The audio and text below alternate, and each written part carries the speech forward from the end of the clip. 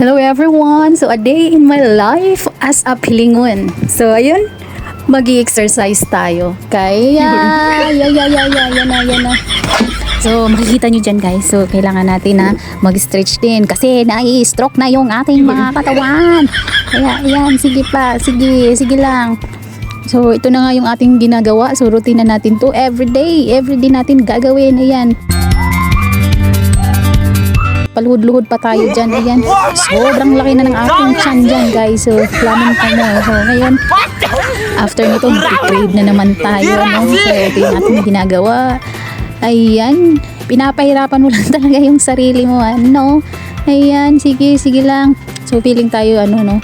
Kasi nung kabataan natin na sumasali tayo ng gymnast. So, ngayon, hindi na kaya ng ating katawan kasi na-stroke na. Ito na nga yung ating ginawa ngayon. Gumawa tayo ng ito na nga, nagki-crave tayo. So, ito, naghiwa tayo ng patatas, sibuyas, celery, and hinaluan lang natin ng egg. So, ito yung ating rice. Medyo mainit pa, guys.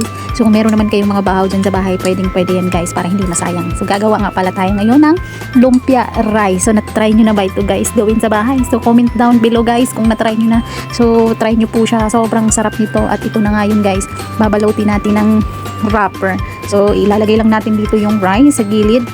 Kung nailagay na natin yung mga gulay dyan. So, wala tayong karning hinalo dito guys.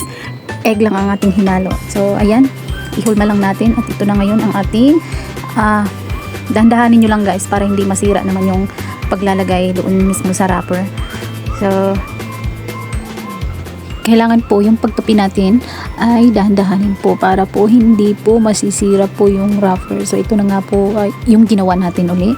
So, sigurado magugustuhan niyo po ng mga anak niyo to guys. So, kailangan mag-isip po tayo kung ano po yung ipapakain sa mga anak natin. For me, kasi lagi po akong nag-crave. So, lagi po akong nag-iisip kung ano po yung lulutuin ko sa araw-araw. Kasi ito lang po yung pagkain na nakakawala po ng stress para sa akin. Kaya po ako tumataba. So, ito na nga, hinanda na natin yung oil. So, kailangan natin painitin muna siya bago po natin ilagay itong ating lumpia.